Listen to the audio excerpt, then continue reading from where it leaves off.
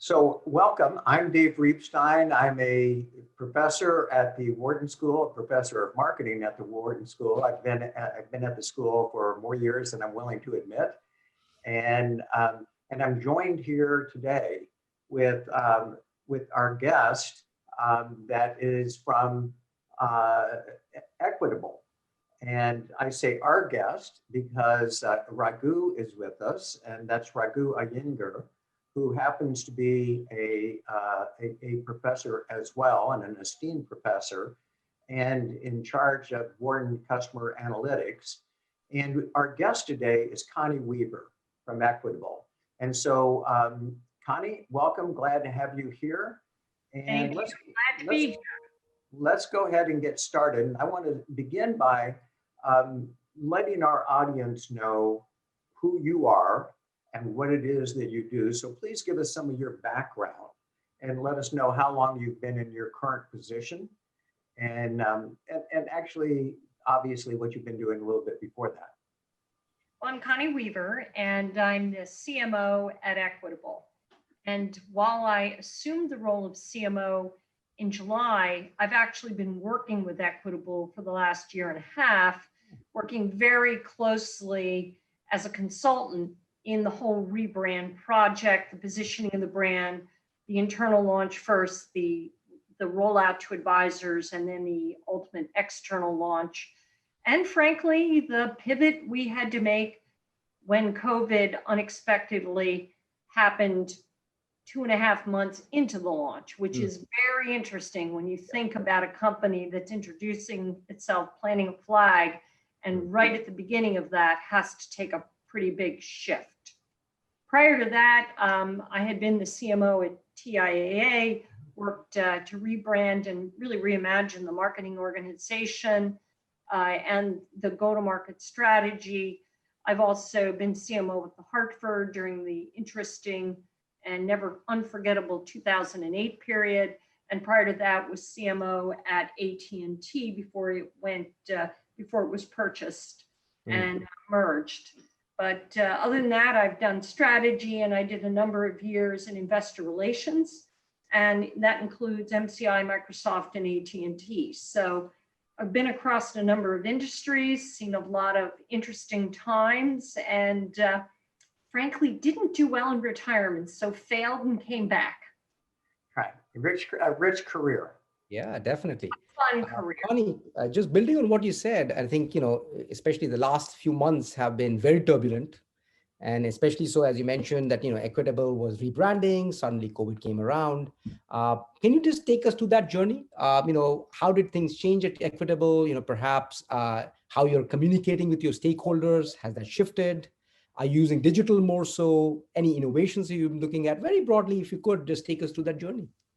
Well, when we conceived and launched the brand, and there was a lot of science that went into thinking about this brand. And frankly, we were a newly public company. We've only been public for a relatively short period of time coming out of the AXA group. We did the entire internal rollout because I do believe branding starts at home, got the troops really excited and planted the flag first week of January in 2020. So that's how the year began. We were off with a bang. We started by focusing on the very important financial community. We're a B2B2C company where we think a lot about financial professionals. Started there, very strong out of the gate. 2 months into that, with a plan to launch the consumer to consumers in early March.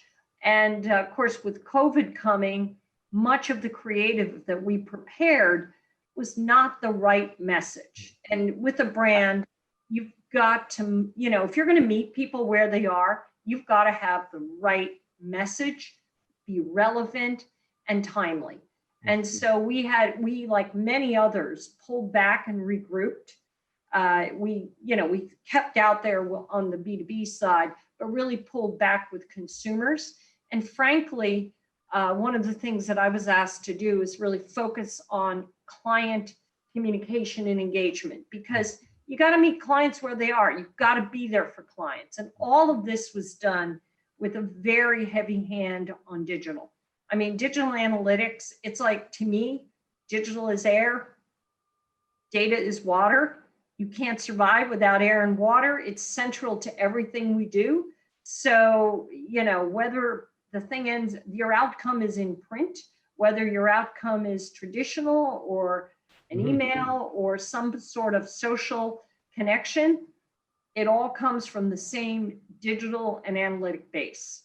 And because we were able to structure ourselves that way, we were able to very quickly pivot and focus on the kind of important client communications that needed to happen. And, you know, in the month of March, when the market went crazy and people were afraid, the thing you have to do is be there for your clients. You have to reassure them.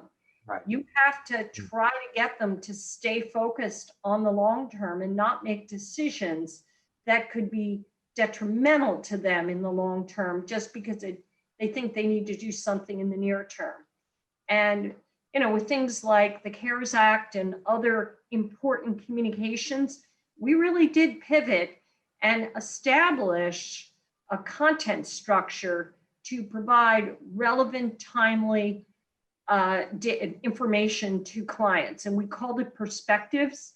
And we partnered with many of our partners, including AB, AllianceBernstein, to provide market commentary, to provide insights on the market, but also to take a holistic approach and look at how they were feeling, how they were coping with changes around schools, unknowns around separate, you know, socially separating and thinking about safety and health and thinking about long term. So we really took a much more holistic life approach to our planning, to our communications, and stood that up all digitally very, very quickly as we made an outreach to our clients. And that brought us to, you know, really the mid-chapter. The other very important cohort for us are educators. We're one of the largest providers of retirement, supplemental retirement plans for teachers, for educators, K to 12 predominantly. And, you know, we had for years, our people would go to the schools during the enrollment period, which tends to happen in the summer when people are getting ready for their next year, for their new jobs, sign them up and help them understand what their benefits were, really guide them. Well, all of a sudden that all shut down because you know what happened at the end of the year, the whole school flipped on its head. So as a group, we came together and we focused on how do we help teachers help themselves with everything happening, trying to deal with online learning, trying to deal with the change in their lives. The model we had always operated on didn't work. So we pivoted to a digital model. Now, bear in mind, we hadn't introduced the brand to consumers. So we focused on the introduction of the brand in a relevant way, very content heavy to this constituency. We had some very interesting, I will say, publishing partnerships with The Atlantic and others, creating relevant content. And now again, meet people where they are, educate them, bring them along with humanity. And through that, we're able to set up a model to help enhance online enrollments, to enhance information to those individuals, to reach them in different ways and work with school systems. And we went all the way through the fall, really focusing on different partnerships with the school districts that we worked with, different ways of reaching educators, different ways of breaking through and reminding them that while they were trying to figure out new ways of working and educate students, they also had to take care of themselves. Those all important decisions. Wow. And frankly, had one of the more successful years. I mean, in the end, it was really a new beginning. And so the next normal becomes a new normal. And I think we are better off as a result of that. And then we went right on into the fall. again, when I think of our year with the brand, back to really focusing on the broader audience, but understanding the way people were feeling. You know, it's not just what you say to people. They're going to remember how you made them feel. So understanding how unprotected people felt, how uncertain, you know, especially with the uniqueness of the election, the market, the health issues, separation, job loss, all of those things. You have to have that empathy. Right. And so our campaign really addressed going from uncertainty to certainty, unprotected to protected, and tried to educate financial professionals and investors in how to then think about different options and ways to go. So again, going back to the B2B and the B2B2C. And so it's been a very interesting year. I would say we broke it into 4 critical chapters, going from planting the flag to coming out of the year, having met our very important financial professional partners, our clients in the best possible way, with relevance, humanity, and an understanding of what people were feeling to try to go through as frankly engaged allies together. So Connie, you covered so much, and it'd be hard to summarize everything that you just covered. If I was going to use a word, it would be pivoting, because it sounded like you were on a path, you're moving down that path, and then suddenly this storm hit you and you had to pivot, and you had to pivot relatively dramatically. Mm-hmm. And there's been pivots along the way as well. By the way, I spend a great deal of my research time and as well as consulting time working on branding. And so thinking about just launching a branding strategy and then all of a sudden having to pivot, you know, had to be really, really, really tough. But part of what it is, a large part of what you talked about, is how you had to change all the messaging. Mm-hmm. I'm curious, on top of that, did you end up having to change your spending on that? And I'm thinking about, no, we had a budget already set, and now we just have to change what we do with that budget. Or did that budget get shifted because, hey, the economy was slapped in the face? So talk to us about what happened with your overall marketing budget as you go into the pandemic. We played the hand we were dealt. So there was no additional dollars or anything like that. If anything, every dollar we spent like it was coming out of our own pocket. And I've always believed in thinking about things that way. So we became very effective at taking a beautiful consumer campaign and repurposing it, remessaging it. Mm-hmm. I mean, I will tell you, literally stepping into this role, we were well down a path to remotely shoot, which was interesting in and of itself, to shoot remotely, where, you know, you're sitting at your computer just like this, and you're on site watching a remote set of commercials and videos be done out in California. So, you know, but we pivoted quickly because we understood the customer and the way they were feeling, and we had to meet them with relevance. So the budget was less an issue. We were highly efficient in what we did. We were decisive in what we did. We still had an opportunity to do some interesting test and learn. But, you know, everything was tied to results, to driving outcomes, and very much connected to the business. And as we moved from plant the flag to connect with the customer, to change and support the model, we went from branding to truly executing and marketing aligned with the business. And that's where you want to be. So it was not a traumatic situation from a budget perspective. We were very wise and collaborative in every choice we made.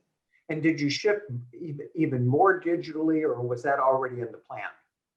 Well, it was always planned to be digital, But the shift really came, I think, in the classic advertising. Instead of going out and really raising awareness with consumers, we really shifted to more of an engagement model, which required more substance and more capability on the web. And therefore, we had to stand up a content capability, a series of places for people to go to engage, to pull through, that was contemplated, but not contemplated in the first phase. So it shifted our priorities. So Connie, Dave mentioned that I have the privilege of being the director of Wharton Customer Analytics. It's a research center that looks into analytics. So clearly, some of the things that you mentioned, going digital, there's lots more data. But the other side of thing that I've often noticed is that when people have to pivot, sometimes they have thought about the data coming in, but the people side of the equation is not, completely thought about, in the sense that, do we have the right people in the organization that can hopefully do the right analysis, can take the best use of this data, like the test and learn that you mentioned? What was the people side of the story inside Equitable? Did you have to change the organization a little bit? Do you have to hire new people, things of that nature? I am so proud of our organization because we went from a path to a pivot, and where we needed special expertise, we leaned on partners. I mean, you have to lean on your partners, and the partners we leaned on had the expertise. So you have the opportunity to really, and I truly partner, not outsource, partner in a way that coming out of it, your organization gets to learn with the partner.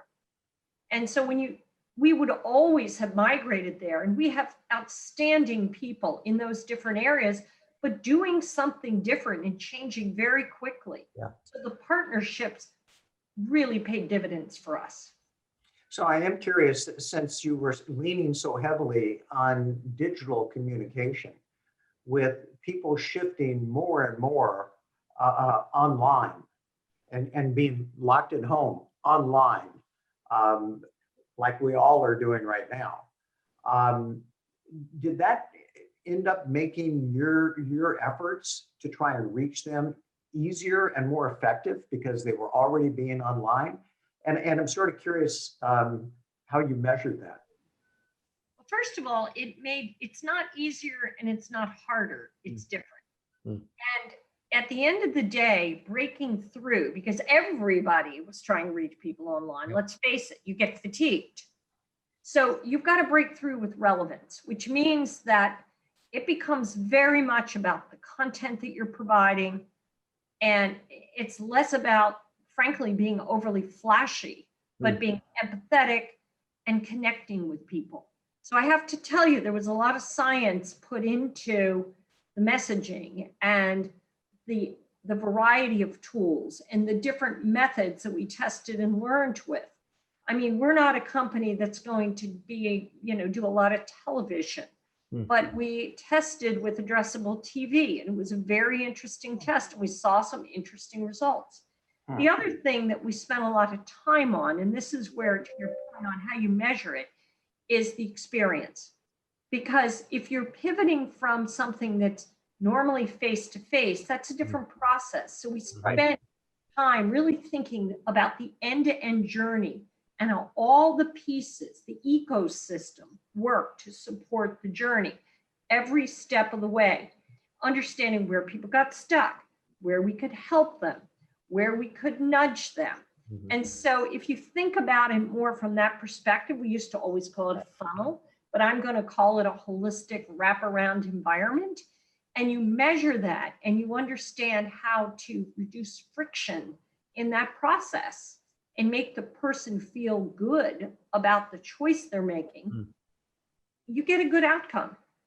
So again, you go back to the science, and we're better off today because we did this. And frankly, having to do it quickly, there are moments where it definitely wasn't fun. But when you go back and look at what we did, I feel really good about being there for people who, in my opinion, are as important as other frontline workers in the health area. Because when you think about health and education, those along with others out there, they're all part of the front line that keep things moving. Absolutely. So Connie, clearly, I mean, I think it's great to hear the story about all the different initiatives that perhaps you had to try out to kind of see what works, what doesn't work. Just kind of thinking ahead in the coming few months as we're all hopefully going towards recovery, are there certain things that you think would be sticky of the different things that you tried out, where you think that there'll be a permanent shift? Other things perhaps are more pandemic specific and they might die down a little bit?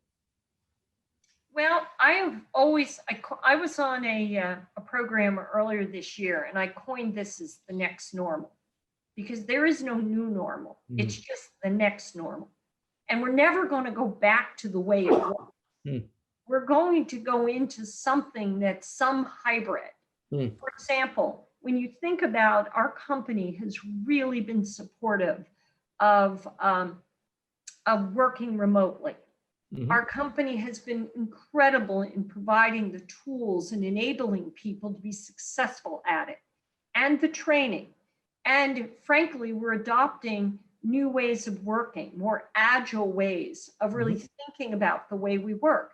I believe that we'll never go back to the structured way, because it's been too successful and democratizing, frankly, working differently. So when you start with that, and when it can include more people, richer dialogue, that you don't have to get on a plane and run all over the place, you actually can really get things done faster. You couple that with new ways of working, with more agile ways of working, which we did when we applied the change with the educator cohort over the summer. It was remarkable how these groups came together. It'll never go back. And so we'll just build from there. And therefore, you'll get the best of both worlds coming out of this. And I don't think, I think 2021 is going to be a whole series of nexts, not new normals, next normals. Right. And we're going to have to continuously adapt and understand what's going to happen, where people's mindsets are, what they're going to be focused on, how the things like the vaccine will play out, when people will feel comfortable beginning to resume new senses of normal, and what that means for, frankly, financial well-being, financial planning. I don't think there's ever been a more important time for people to really think about their own personal well-being, and frankly, do it in a more holistic way, not just about dollars and cents. It's about your purpose and how you feel and what's important to you. I think a lot of people have had the opportunity to reflect on who they are and what they really want through this pandemic, and reconnect with families in different ways. So, and frankly, when we all come out of this, we're going to appreciate things that we used to ignore. And that will all be part of maintaining connections and branding. Yeah. So I'm real curious how your customer base has been affected by this, and then the translation for you. And your conversation just had me thinking about that, and I hadn't fully thought it through. Are people, were retirements up? Are people being more conservative in their savings? Are they thinking they're going to have to work longer, which would be the opposite of retirement's up, and how that affects all of their financial planning as it relates to Equitable? Well, it's an interesting question, because I'd say yes to all and then some. Because there is no trend. It goes back to the person. And the series that we had a partnership we ran all year long, a series, and it was really interesting, about coping with planning during the pandemic. And there is a way to think about retirement, about what it means to think through education and issues of health and well-being, and how do you help elderly family members who may be facing isolation and keep them engaged. We dealt with a holistic spectrum of items that I think people probably didn't really consider. So all of the above Because will you work longer? Will you retire early? What's Mhm. your purpose? Do you want to keep working? Do you want to give back?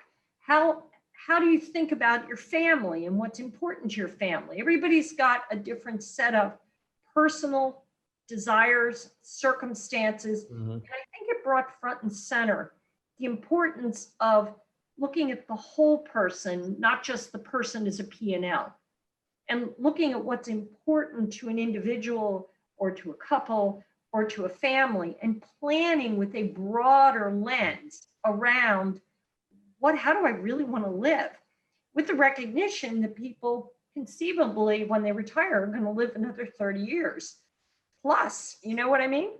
So I think that it opens up a spectrum of possibilities that are more holistic in nature. It changes the dialogue that many financial planners will have with individuals. But most important, at the end of the day, there are a lot of things you couldn't do during the pandemic. There are a lot of unknowns. You can be fearful, but you can take action by creating a plan. And if you have a conversation with an expert, whatever it is, these kinds of things can be explored and discussed, but aligned with what's important to you as an individual or to you as a family. And so I do think it's created a broader spectrum of things, and people can take control, but you do have to, take control. And I think it brings planning into view. Are there going to be trends with more people retiring earlier, later? I think that's going to vary by your job, your situation, maybe what industry you were in, what your family circle. There's a whole spectrum of things. So I don't think there's an easy answer for that one. So I think you're right, and I think what we have to look forward to, as you said, is the next normal, and being nimble as you've been. Yep. I think is a poster child for what all companies are going to need to do. Meeting people where they are with respect and relevance, because it's the beginning in our business. It's the beginning of a journey. Mhm. We're not there to sell them something and walk away. We're there, we're making a promise for a very long time. So it's a relationship that we're making. So it's a concept of truly being that ally. Well, it sounds like you're an ally to all of your customers, and you're doing a great job with that. So I know that both Raghu and I really want to thank you for joining us today.